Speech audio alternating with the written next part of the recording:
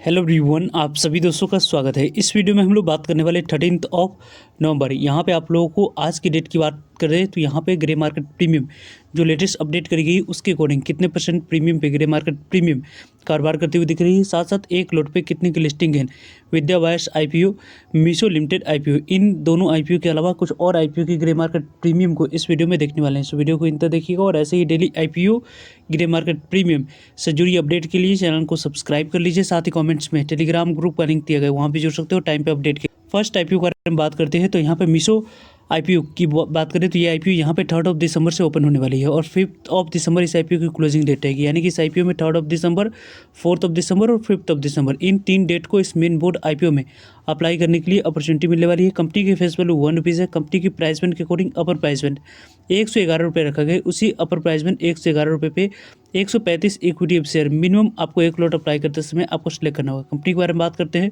तो पूरी तरीके से फ्रेश इशू और ऑफर फॉर सेल दोनों की कॉम्बिनेशन दिख रही है। लगभग 5,421 करोड़ की लगभग साइज है।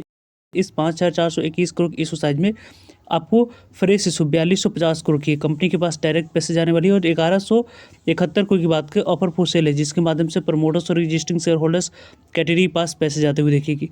कंपनी को यदि हम लोग देखें तो लगभग इस कंपनी की जो अभी तक की यदि हम लोग बात करें तो BSE NSE दोनों जगह पर कंपनी की लिस्टिंग होने वाली है। टोटल इशू साइज की डिस्ट्रीब्यूशन के बारे में बात करें तो 50% शेयर QIB के पास जाएगी, 35% शेयर रिटेलर्स के पास जाएगी, 15% शेयर NII कैटेगरी के पास जाएगी। इस तरीके की ऐसी यहाँ पे हम लोग कई बार डिस्कस करते हैं, लेकिन इस IPO में इस तरीके की ऐसी नहीं है कंडीशन है, बल्कि टोटल 5421 करोड़ की इशू साइज की जो डिस्ट्रीब्यूशन है 75% शेयर QIB को, 10% शेयर रिटेलर्स को, 15% शेयर आपको NII कैटेगरी को एलोकेट किया जाएगा। BSE NSE दोनों जगह पर कंपनी की लिस्टिंग होगी।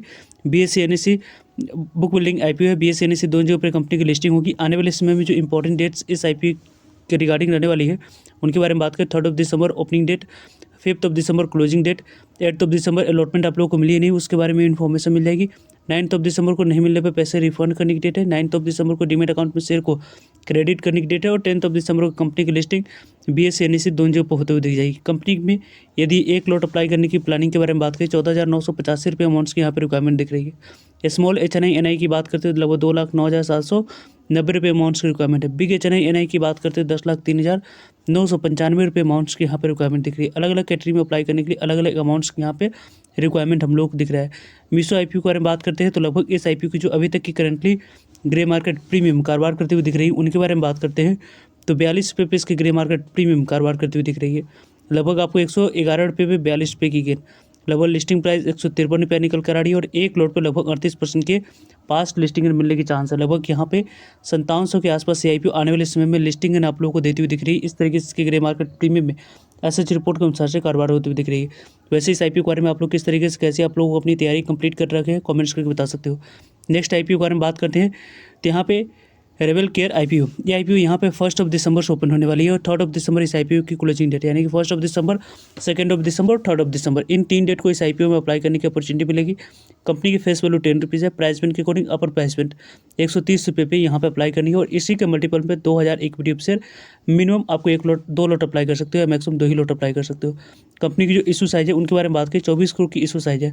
इसमें से 1 करोड़ की बात करें तो कंपनी के पास जो IPO मैनेज कर उनके पास जाने वाली है। रेस्ट ऑफ में 50% शेयर QIB को, 35% शेयर रिटेलर्स को, 15% शेयर आपको NII कैटेगरी के पास जाते हुए दिखेगी। आपको बुक बिल्डिंग IPO है। BSE SME पर कंपनी की लिस्टिंग होने वाली है। आने वाले समय में इंपॉर्टेंट डेट्स कल से IPO ओपन होगी। 3 दिसंबर क्लोजिंग डेट है। 4 दिसंबर अलॉटमेंट मिली है नहीं, उसके बारे में इन्फॉर्मेशन मिल जाएगी। 5 दिसंबर को नहीं मिलने पर पैसे रिफंड करने की डेट है। 5 दिसंबर को डीमेट अकाउंट में शेयर को क्रेडिट करने की डेट है और 8 दिसंबर को कंपनी की लिस्टिंग BSE NSE दोनों जगह पर होते हुए दिखेगी। मिनिमम इस IPO में 2 लॉट अप्लाई कर सकते हैं, उसके लिए यहाँ पे 2,60,000 अमाउंट्स की रिक्वायरमेंट है। मैक्सिमम भी 2 ही लॉट अप्लाई कर सकते हैं, उसके लिए 2,60,000 अमाउंट्स की रिक्वायरमेंट दिख रही है। स्मॉल NII कैटेगरी में अप्लाई करने के लिए लगभग आपको 3,90,000 अमाउंट्स की रिक्वायरमेंट है। बिग HNI NI की बात करते हैं 10,40,000 अमाउंट्स की यहाँ पे रिक्वायरमेंट दिख रही है।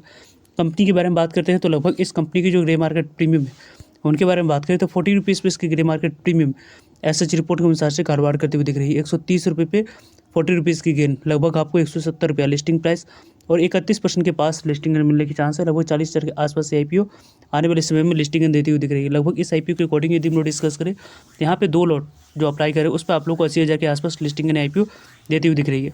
इस आईपीओ के बारे में बात करते हैं तो फर्स्ट ऑफ ऑल यहाँ पे आप लोगों को काफ़ी इंपॉर्टेंट फैक्टर है कि कल के डेट में कितने नंबर ऑफ टाइम सब्सक्राइब होती है, जो ग्रे मार्केट प्रीमियम में तेजी आई है और सस्टेन किस तरीके से कैसी करी, उन सभी पॉइंट्स को देखकर इस आईपीओ में अप्लाई करने की प्लानिंग आपको आने वाले समय में करनी चाहिए। नेक्स्ट आईपीओ के बारे में बात करें तो जो कि यहाँ पे थर्ड ऑफ आपको विद्या वायर्स आईपीओ ओपन होने वाली है। विद्या वायर्स आईपीओ 3 दिसंबर से ओपन होगी। 5 दिसंबर इस आईपीओ की क्लोजिंग डेट है, यानी कि 3 दिसंबर, 4 दिसंबर और 5 दिसंबर, इन 3 डेट को इस मेन बोर्ड आईपीओ में अप्लाई करने के लिए समय मिलेगा। कंपनी की फेस वैल्यू 1 रुपीज़ है। अपर प्राइस बैंड के अकॉर्डिंग यहाँ पे 52 रुपये जो अपर प्राइस बैंड रखेगी, उसी 52 रुपये पे 288 इक्विटी शेयर मिनिमम आपको एक लॉट अप्लाई करते समय सेलेक्ट करना होगा। कंपनी के बारे में बात करते हैं तो कंपनी के लगभग टोटल इशू साइज को डिस्कस करें तो 300 करोड़ की लगभग टोटल इशू साइज, यानी कि स्मॉल इशू साइज वाली आईपीओ दिख रही है। इसमें आप लोगों को अलॉटमेंट मिलने की चांस पहले ही कम दिख रही है, और इस कम अलॉटमेंट मिलने की चांस के अकॉर्डिंग बात करते हैं तो काफ़ी अच्छी ग्रे मार्केट प्रीमियम में जो मूव दिख रही है उसके अकॉर्डिंग यहाँ पर लिस्टिंग मिलने की चांस थोड़ी सी और ज़्यादा बनती हुई दिख रही है। कंपनी की 50% शेयर क्यूआईबी को एलोकेट किया जाएगा, 35% शेयर रिटेलर्स को, 15% शेयर आपको एनआई कैटेगरी को एलोकेट करी जाएगी। यहाँ पे 300 करोड़ की इशू साइज में 274 करोड़ की बात करें तो कंपनी के पास डायरेक्ट जाने वाली फ्रेश इशू है, और रेस्ट ऑफ 26 करोड़ की बात करें ऑफ फॉर सेल है, जिसके माध्यम से प्रमोटर्स और एग्जिस्टिंग शेयर होल्डर्स अपने स्टेक को डाइल्यूट करेंगे, उनके पास पैसे जाते हुए दिखेगी। बुक बिल्डिंग आईपीओ है, बीएससी एनएससी दोनों जगह पर कंपनी की लिस्टिंग होने वाली है। विद्या वायर्स आईपीओ की आने वाले समय में इंपॉर्टेंट डेट्स के बारे में बात करें तो 5 दिसंबर यहाँ पे क्लोजिंग डेट है, 8 दिसंबर अलॉटमेंट डेट रखी गई, 9 दिसंबर यहाँ पे क्लोज पैसे रिफंड करने की डेट है, 9 दिसंबर डिमेट अकाउंट में शेयर को क्रेडिट करने की डेट है, और 10 दिसंबर को कंपनी की लिस्टिंग बीएस एनएससी दोनों जगह पर होते हुए दिख जाएगी। मिनिमम इस आईपीओ में मिनिमम एक लॉट अप्लाई करने के लिए कितने अमाउंट्स की यहाँ पर रिक्वायरमेंट है, 14,976 रुपये अमाउंट्स की यहाँ पर रिक्वायरमेंट दिख रही है। स्मॉल एचएनआई एनआई की बात करें 2,09,664 रुपये अमाउंट्स की रिक्वायरमेंट है। बिग एचएनआई एनआई की बात करते हैं तो लगभग 10,03,992 रुपये अमाउंट्स की यहाँ पर रिक्वायरमेंट दिख रही है। विद्या वायर्स आईपीओ के बारे में बात करते हैं तो लगभग इस आईपीओ में यदि हम लोग डिस्कस करें तो जो grey market premium SH report के अनुसार से कारोबार करते हुए दिख रही है, 10 रुपीज़ पे इसकी ग्रे मार्केट प्रीमियम है, 52 रुपीज़ पे 10 रुपीज़ की गिन, लगभग यहाँ पे 62 रुपीज़ लिस्टिंग प्राइस, और एक लॉट पे 20% के आसपास लिस्टिंग मिलने की चांस बन रही है। यानी कि इस आईपीओ के अकॉर्डिंग यहाँ पे 2900 के आसपास से आईपीओ आने वाले समय में आपको लिस्टिंग देती हुई दिख सकती है। इस तरीके से इसकी ग्रे मार्केट प्रीमियम में एसएच रिपोर्ट के अनुसार से कारोबार होती हुई दिख रही है। यदि हम लोग बात करें इन तीनों आईपीओ की तो तीनों आईपीओ की ग्रे मार्केट प्रीमियम में अच्छी यहाँ पे मूव दिख रही है। इन तीनों आईपीओ के अकॉर्डिंग यदि हम लोग डिस्कस करें तो आने वाले समय में यहाँ पे अच्छे लिस्टिंग मिलने की चांस है। इन तीनों आईपीओ की जो डेली की ग्रे मार्केट प्रीमियम होती है उसके बारे में टाइम पे आप लोगों को सभी अपडेट मिलते रहेंगे, सो जुड़ रहिएगा ताकि आप लोगों को अपडेट पहुँच पाए। अभी तक आप लोगों ने अपनी डीमेट अकाउंट ओपन नहीं करवा रखे हैं तो प्रत्येक फंड में उसका डीमेट अकाउंट पहले से ही ओपन करवा कर रखें, ताकि इन सभी आईपीओ में यदि जो आप लोगों को लिस्टिंग गेन के पॉइंट ऑफ व्यू से या लॉन्ग टर्म के लिए आप लोग देख रहे हैं अलॉटमेंट चांस को बढ़ाने के लिए, प्रत्येक फंड मेंबर्स के डीमेट अकाउंट से एक लॉट अप्लाई करके अलॉटमेंट चांस को बढ़ा सकते हो, देन लिस्टिंग गेन का फायदा उठा सकते हो।